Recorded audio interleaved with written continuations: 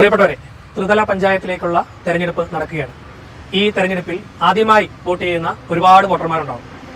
എത്തരത്തിലാണ് ഈ ത്രിതല പഞ്ചായത്തിലേക്കുള്ള തെരഞ്ഞെടുപ്പിൽ വോട്ട് ചെയ്യേണ്ടത് എന്നതാണ് ഈ വീഡിയോയിൽ കാണിക്കുന്നത്. ത്രിതല പഞ്ചായത്തിലേക്ക് ഒരു വ്യക്തിക്ക് 3 വോട്ടാണ് ഉണ്ടായിരിക്കുന്നത്.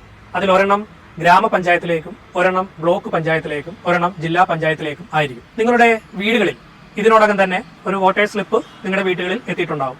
ആ സ്ലിപ്പിൽ വോട്ടർ പട്ടികയിൽ നിങ്ങളുടെ പേര് വിവരങ്ങൾ എങ്ങനെയാണോ കൊടുത്തിരിക്കുന്നത് അതിന്റെ പൂർണ്ണ രൂപം ഉണ്ടായിരിക്കും. അതിൽ ക്രമ നമ്പർ ഉണ്ടാകും, ഭാഗം ഉണ്ടാകും. ഉദാഹരണത്തിന് ഒരു വാർഡിൽ 2 ബൂത്ത് ആയിരിക്കും ഉണ്ടായിരിക്കുന്നത്. ആ 2 ബൂത്തിൽ 2 ഭാഗമായിട്ടായിരിക്കും വോട്ട് ചെയ്യേണ്ട സംവിധാനം ഒരുക്കിയിരിക്കുന്നത്. ഈ സ്ലിപ്പുമായിട്ട് വേണം നിങ്ങൾ വോട്ട് ചെയ്യാനായിട്ട് പോകേണ്ടത്. ഈ വോട്ടേഴ്സ് സ്ലിപ്പുമായിട്ട് നമ്മൾ വോട്ട് ചെയ്യുന്ന കേന്ദ്രത്തിൽ എത്തിക്കഴിയുമ്പോൾ നമ്മുടെ ID കാർഡുകൾ ബന്ധപ്പെട്ട ഉദ്യോഗസ്ഥർ പരിശോധിച്ച ശേഷം അവർ ഉറപ്പുവരുത്തിയ ശേഷം നമ്മളെ വോട്ട് ചെയ്യാനായിട്ട് വോട്ടിംഗ് മെഷീൻ അരികിലേക്ക് അയക്കും. വോട്ടിംഗ് മെഷീൻ അരികിലേക്ക് ചെയ്യുമ്പോൾ നമുക്ക് 3 വോട്ടിംഗ് യന്ത്രങ്ങളാണ് കാണുവാൻ വേണ്ടി കഴിയുന്നത്. അതിൽ ആദ്യത്തേത് ഗ്രാമപഞ്ചായത്തിലേക്ക് മത്സരിക്കുന്ന സ്ഥാനാർത്ഥിയുടെ വോട്ടിംഗ് യന്ത്രമാണ്.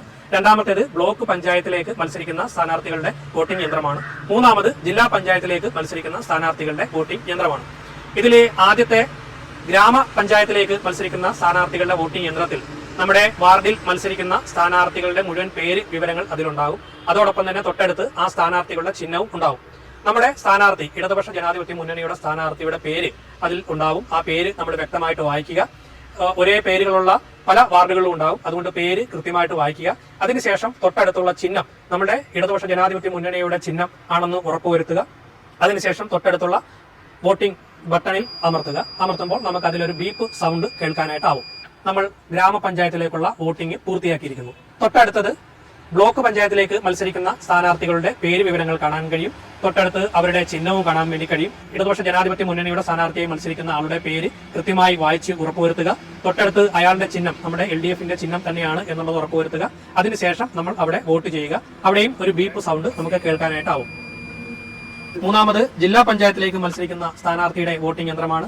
ആ വോട്ടിംഗ് യന്ത്രത്തിലും നമ്മുടെ ഇടതുപക്ഷ ജനാധിപത്യ മുന്നണിയുടെ സ്ഥാനാർത്ഥിയുടെ പേരുണ്ടാവും. തൊട്ടടുത്ത് അദ്ദേഹത്തിന്റെ ചിഹ്നവും ഉണ്ടാവും. നമ്മുടെ സ്ഥാനാർത്ഥിയുടെ പേര് S. രാധാകൃഷ്ണൻ എന്നാണ്. ആലപ്പുഴ ജില്ലാ പഞ്ചായത്തിലേക്ക് കഞ്ഞിക്കുഴി ഡിവിഷനിൽ നിന്ന് മത്സരിക്കുന്ന LDFന്റെ സ്ഥാനാർത്ഥിയാണ്. അദ്ദേഹത്തിന്റെ പേര് ഒന്നാമതാണ് വോട്ടിംഗ് യന്ത്രത്തിലുള്ളത്. S. രാധാകൃഷ്ണൻ എന്ന പേരും ആ പേരിന്റെ നേരെ ചുറ്റിക അരിവാൾ നക്ഷത്രം എന്ന അടയാളവും ഉണ്ടാവും. അത് നോക്കി ഉറപ്പുവരുത്തിയതിനു ശേഷം നമ്മൾ വോട്ട് ചെയ്യുക. ആ വോട്ട് ചെയ്യുമ്പോഴും ഇത്തരത്തിൽ ഒരു ബീപ്പ് സൗണ്ട് ഉണ്ടാകും. അങ്ങനെ നമ്മൾ 3 വോട്ടും പൂർത്തിയാക്കിയ ശേഷമാണ് വോട്ടിംഗ് സ്റ്റേഷനിൽ നിന്ന് പുറത്തേക്ക് വരേണ്ടത്.